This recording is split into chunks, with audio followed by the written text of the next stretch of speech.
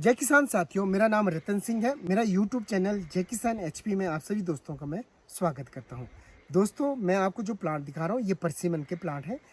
मेरे YouTube channel में जो नए मित्र हैं तो वो प्लीज़ मेरे YouTube चैनल को सब्सक्राइब करें, बेल आइकन दबाएं और तो प्लीज़ मेरे YouTube चैनल को लाइक करें और जो मेरी वीडियो आती है YouTube पर उसे शेयर अपने दोस्तों के साथ ज़रूर करें और कमेंट करें। तो इसलिए आप ज़्यादा मोटा प्लांट है उसे थोड़ी सी ज़्यादा मेहनत आती है और जो आपको लगता है कि आपकी सूखी जगह पर लगाना है तो उसमें आपने मैग्नेटिक जेल का उपयोग करना। सबसे जो अच्छा समय है वो दिसंबर और 15 जनवरी से पहले का है, क्योंकि जब पौधा आपका आजकल का है वो सुप्त अवस्था में चला गया है, डोर्मेंसी आ चुकी है।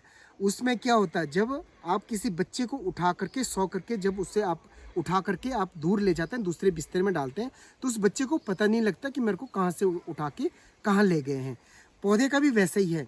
आप इसे दिसंबर में उठा करके यहाँ से ले जाएंगे, आप अपनी जगह लगाएंगे। वैसे तो होता कि आप ज़्यादा उखाड़ने वाले पौधों को दबा के जो रखते हैं महीना 15 दिन, तो वो ना लें। यहाँ से उखाड़ा, पैक किया, आपके पास अगर 15 दिन में पहुँचता है तो ये चल पड़ेगा। और दोस्तों, मैं जो आपको पौधा है, कम से कम आपको मेरे से 5 पौधे लेने पड़ेंगे। 5 पौधों का रेट अलग होगा, 10 पौधों का अलग होगा, और 100 लेते हैं तो उसका रेट थोड़ा सा वो अलग होगा। और ये आपका कुरियर के साथ आपको मिल जाएगा, कुरियर चार्ज आपको अलग से देने पड़ेंगे। और दूसरी बात करता हूँ मैं आपको, जब आप इसको सूखी जगह लगाते हैं तो उसके लिए मैग्नेटिक जेल है।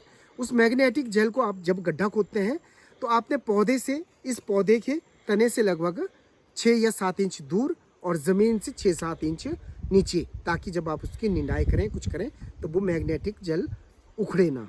तो मैग्नेटिक जेल जब आपका एक पड़ेगा तो आपका 10-12 महीने वो आपका चल पड़ेगा, तो वो नमी बरकरार रखेगा। उस पर मेरी वीडियो पहले बन चुकी है, अगर दोबारा से चाहिए तो वो भी मिल जाएगा। और दूसरा, इसमें आप SSP सिंगल सुपर फास्फेट का यूज़ कर सकते हैं।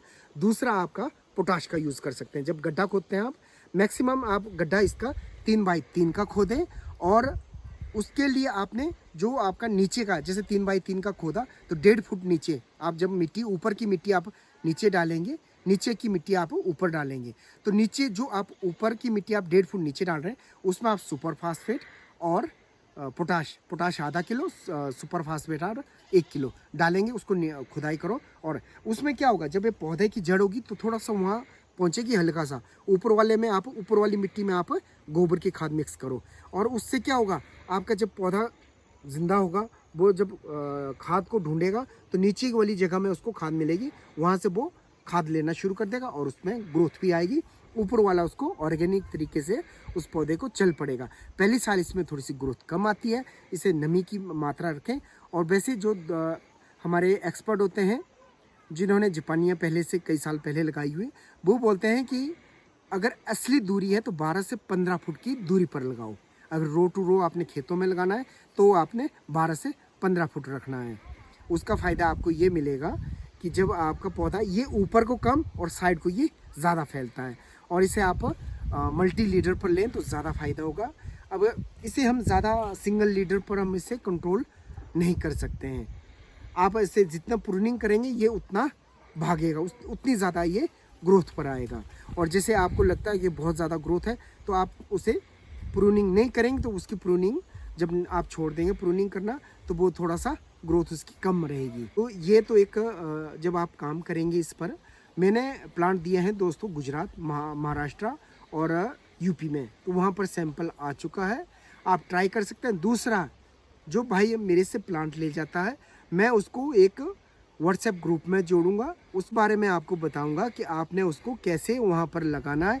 क्योंकि आप यहाँ से ठंडे इलाके से जब पौधे को लेकर के किसी गर्म इलाके में ले जाते हैं तो वहाँ आपको कुछ टाइम के लिए उसको ऐसे रखना पड़ेगा ताकि उसको ठंडा महसूस रहे। यानी बोलने का मतलब है कि आप उसको ऐसे गमलों में लगा के रखें ताकि आपका जो मई जून की गर्मी है, 45 सेल्सियस का जो टेम्परेचर बनता है, वो उसको डायरेक्ट ना मिले इसी साल।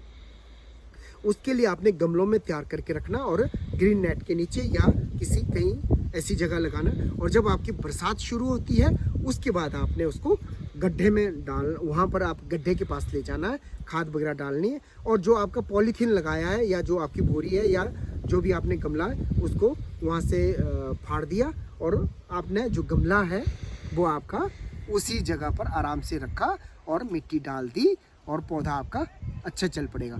मैंने तो ये प्रैक्टिस मेरी नहीं है, पर मैं उन भाइयों से सीखता हूँ जिनको मैंने प्लांट दिए थे, उन्होंने यही टेक्निक की। उन्होंने यहाँ से जब मैंने प्लांट दिए अखरोट के, चांडलर मैंने गुजरात में दिया, तो उस भाई साहब ने वैसे ही उसको गमले में रखा और ग्रीन नेट के नीचे, और वहाँ उसमें फ्रूटिंग भी आ गई। इसी साल 2023 फरवरी में दिया था और इसी साल उसमें फ्रूटिंग भी आ गई थी अखरोट में। और क्या हुआ कि उसने बरसात में उसको गमले में लगा दिया और वो चल पड़ा है। तो आप यही पूरी टेक्निक सीखने के लिए मेरे YouTube चैनल को सब्सक्राइब करें और अपने जो दोस्तों के साथ शेयर करें। और दोस्तों, मेरा एक ग्रुप होगा, मैं जो मेरे से प्लांट लेगा मैं उनको अपने ग्रुप में जोड़ूंगा और उसमें मैं आपको बताता जाऊंगा कि खास परसिमन के लिए आप क्या क्या कर सकते हैं। और दूसरा, आपको बुकिंग करनी है तो आप मुझे एडवांस में कुछ पैसा डाल के रखें और फुल पेमेंट आप तब कर सकते हैं जब मैं आपको प्लांट दूंगा। प्लांट मैं तब दूंगा, हो सकता है दिसंबर स्टार्टिंग में 8-10 दिसंबर के, क्योंकि जो हमारी बुकिंग है तो वो से 1 से 10 दिसंबर तक तो हमारा बुक हो गया है। हम जब देंगे तो 1 से 10 तक के हमारे पास अभी है।